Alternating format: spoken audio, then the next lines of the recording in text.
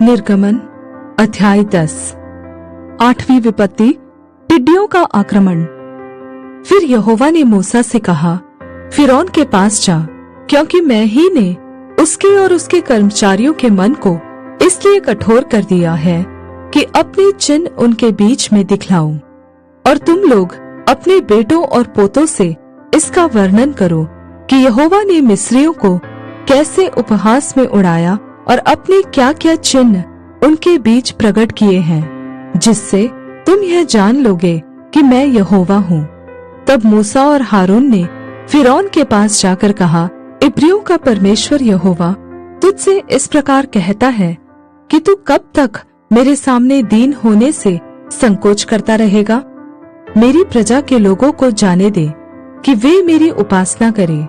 यदि तू मेरी प्रजा को जाने न दे तो सुन, कल मैं तेरे देश में टिड्डियां ले आऊंगा और वे धरती को ऐसा छा लेंगी कि वह देख न पड़ेगी, और तुम्हारा जो कुछ ओलों से बच रहा है उसको वे चट कर जाएंगी, और तुम्हारे जितने वृक्ष मैदान में लगे हैं उनको भी वे चट कर जाएंगी, और वे तेरे और तेरे सारे कर्मचारियों यहाँ तक सारे मिस्रियों के घरों में भर जाएंगी।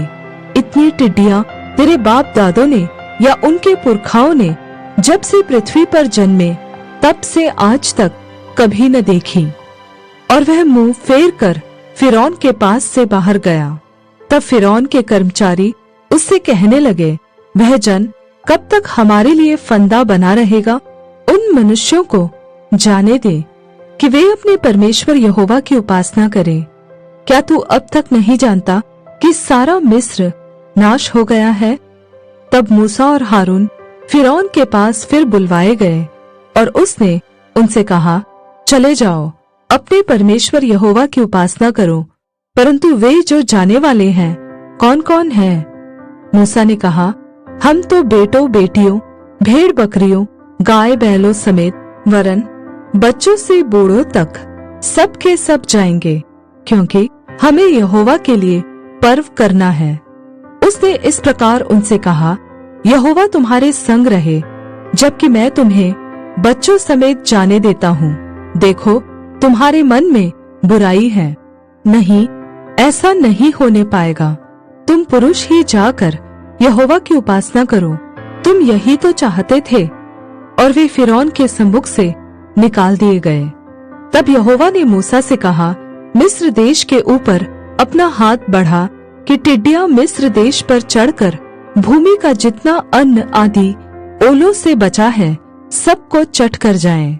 अतः मूसा ने अपनी लाठी को मिस्र देश के ऊपर बढ़ाया। तब यहोवा ने दिन भर और रात भर देश पर पुरवाई बहाई, और जब भोर हुआ तब उस पुरवाई में टिड्डियां आईं, और टिड्डियों ने चढ़कर मिस्र देश के सारे स्थानों में बसेरा किया। उनका दल बहुत भारी था, वरन न तो उनसे पहले ऐसी टिड्डियां आई थी और न उनके पीछे ऐसी फिर आएंगी। वे तो सारी धरती पर छा गई, यहाँ तक कि देश में अंधकार छा गया, और उसका सारा अन्न आदि और वृक्षों के सब फल अर्थात जो कुछ ओलों से बचा था सबको उन्होंने चट कर लिया। यहाँ तक कि मिस्र देश भर में न तो किसी वृक्ष पर कुछ हरियाली रह गई और न खेत में अनाज रह गया।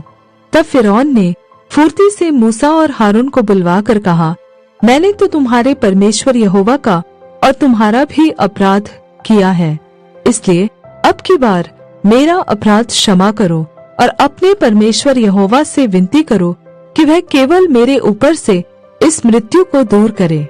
तब मूसा ने फिरौन के पास से निकलकर यहोवा से विनती की। तब यहोवा ने बहुत प्रचंड पश्चिमी हवा बहाकर टिड्डियों को उड़ाकर लाल समुद्र में डाल दिया, और मिस्र के किसी स्थान में एक भी टिड्डी न रह गई। तो भी यहोवा ने फिरौन के मन को कठोर कर दिया, जिससे उसने इस्राएलियों को जाने न दिया। 9वीं विपत्ति, अंधकार। फिर यहोवा ने मूसा से कहा, अपना हाथ आकाश की ओर बढ़ा कि मिस्र देश के ऊपर अंधकार छा जाए, ऐसा अंधकार की टटोला जा सके। तब मूसा ने अपना हाथ आकाश की ओर बढ़ाया, और सारे मिस्र देश में 3 दिन तक घोर अंधकार छाया रहा। 3 दिन तक न तो किसी ने किसी को देखा और न कोई अपने स्थान से उठा, परंतु सारे इस्राएलियों के घरों में उजियाला रहा। तब फिरौन ने मूसा को बुलवा कर कहा, तुम लोग जाओ, यहोवा की उपासना करो, अपने बालकों को भी संग ले जाओ, केवल अपनी भेड़ बकरी और गाय बैल को छोड़ जाओ। मूसा ने कहा, तुझको हमारे साथ मेलबलि और होमबलि के पशु भी देने पड़ेंगे, जिन्हें हम अपने परमेश्वर यहोवा के लिए चढ़ाए। इसलिए हमारे पशु भी हमारे संग जाएंगे, उनका एक खुर तक न रह जाएगा, क्योंकि उन्हीं में से हमको अपने परमेश्वर यहोवा की उपासना का सामान लेना होगा। और हम जब तक वहां न पहुँचे तब तक नहीं जानते कि क्या क्या लेकर यहोवा की उपासना करनी होगी। पर यहोवा ने फिरौन का मन हठीला कर दिया, जिससे उसने उन्हें जाने न दिया।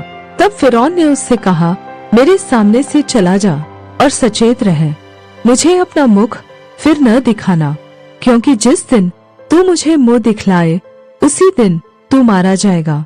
मूसा ने कहा, तूने ठीक कहा है, मैं तेरे मुंह को फिर कभी न देखूंगा।